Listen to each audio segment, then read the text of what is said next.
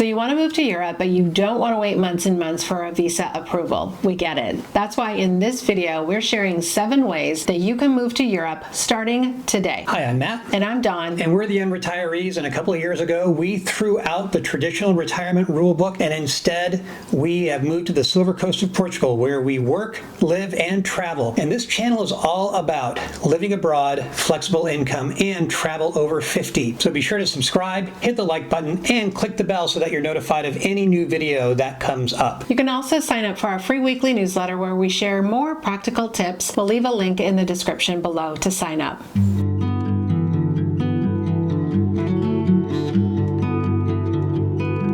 So let's start with the most popular option, which is the Schengen Shuffle. That's right. So you may already know about this, but let's just talk about it just because it is one option that's very popular with people who slow travel, travel full time, and keep their base in the US. Here's a brief overview of how it works.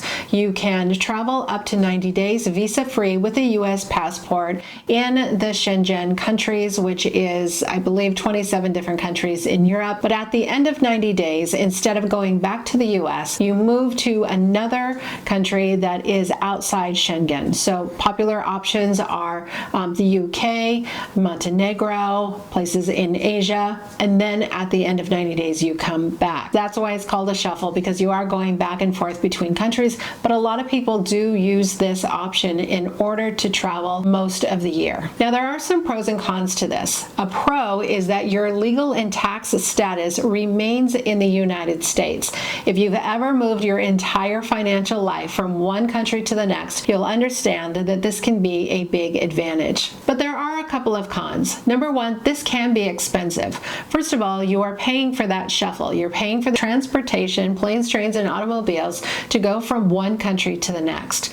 Also, because you are staying shorter periods of time, you may be renting a hotel or a short-term rental, which can be more expensive. Another con is that you're not really putting down roots anywhere. This is a great option for people who love to travel or digital nomads who want to explore, but if you're really hoping to move to Europe, build community, put down roots, this might not be the best option. But there are other options available.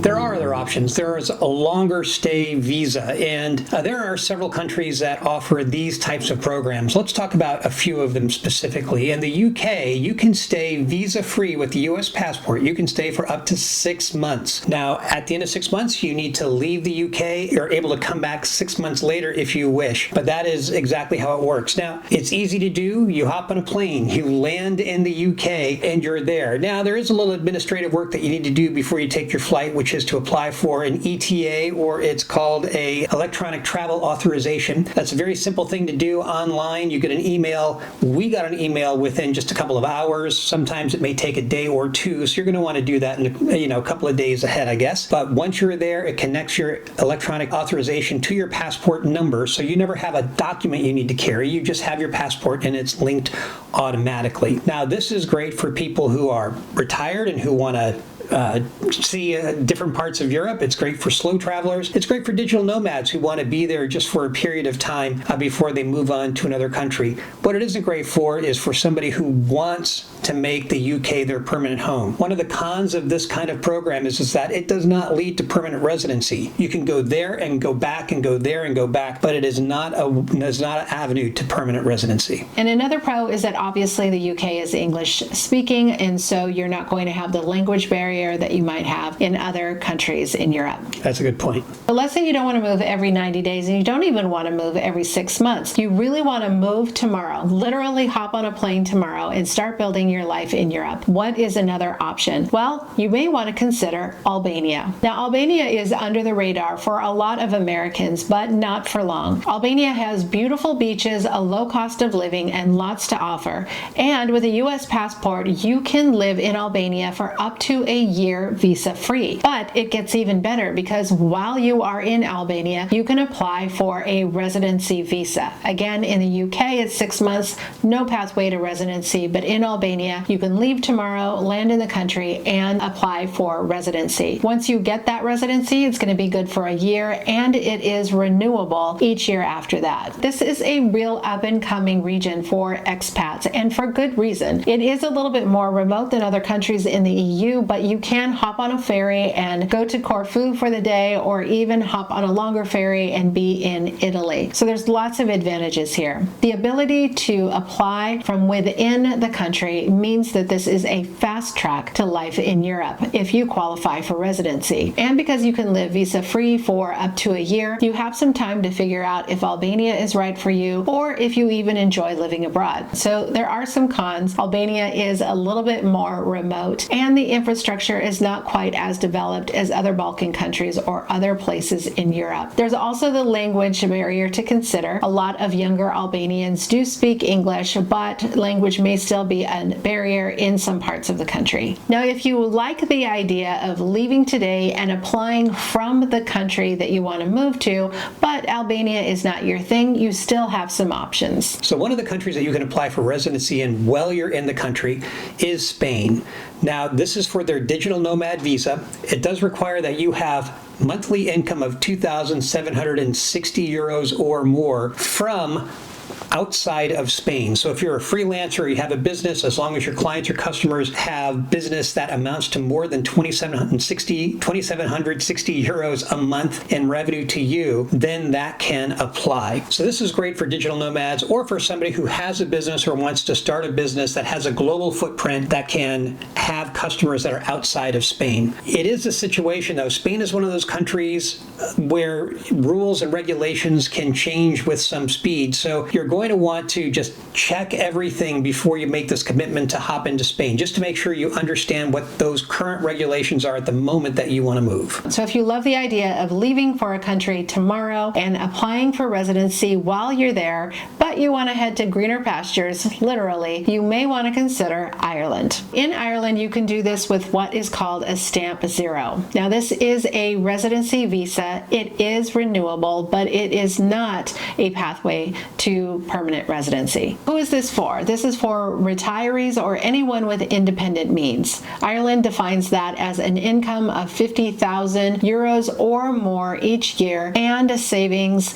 Ireland doesn't give us an exact amount for that, but they say it is similar to the cost of a house. So a substantial amount in savings and a meaningful salary, and you can apply for the Stamp Zero inside of Ireland. Now, the pros of this are, like everything that we're talking about in this video, the ability to hop on a plane tomorrow and start your new life abroad. It is a renewable residency that you can apply for from within the country. Now, there are some cons because of the meaningful income and savings requirements. This may not be for everyone. And again, it's not a pathway to citizenship, so you would not have access to public health care. You also are limited from working inside the country. Well, we still have a few more countries to talk about where you can hop on a plane and start your life there tomorrow. But before we do that, we just want to encourage you to hit the like button and subscribe to the channel, which really helps the algorithm. It allows us to reach even more people with this information. Yeah, we always love to hear from you also. So please tell us in the comments, which one of these options would you choose and why? Or do you have your own practical tips for moving to Europe tomorrow? Tell us in the comments.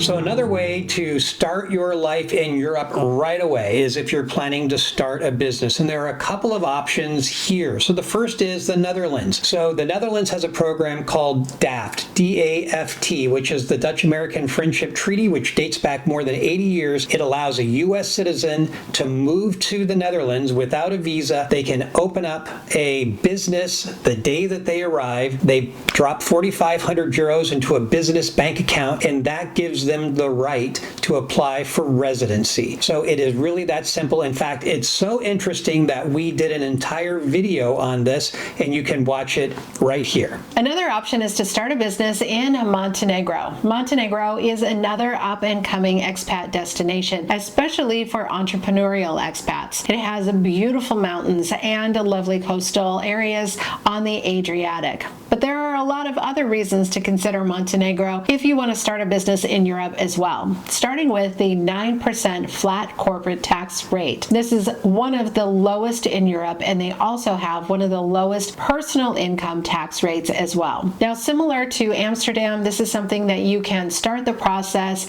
from within Montenegro. We would like to say that if you choose this path, starting a business in another country, we highly recommend getting a professional involved. There's lots of ins and outs to know about, and you definitely want some professional help to navigate this. Also, like Amsterdam, Montenegro has a very low initial requirement for how much you have to have on deposit in order to apply for residency. So you go there similarly, set up the business account, and apply for residency. Now, there are a couple of pros and cons to this pathway of starting a business abroad. Like everything else, you can hop on a plane today, and if you have a goal to start a business or move your business or expand your business into a country in Europe, these are some really compelling options. However, there are some cons to consider as well. In the Netherlands, for example, cost of living can be very high and taxes can also be very high. In Montenegro, there's a lower tax rate, but you are a little bit more remote and infrastructure is not as developed as other countries in Europe. And Montenegro is not in the EU. That's right.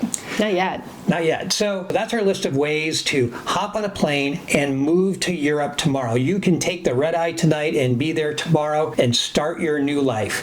Which of these countries is the most interesting to you? And is there any country that we've missed? Put it in the comments below, please. And if you want to know why we chose Portugal over Italy, Spain, and France, watch this next video.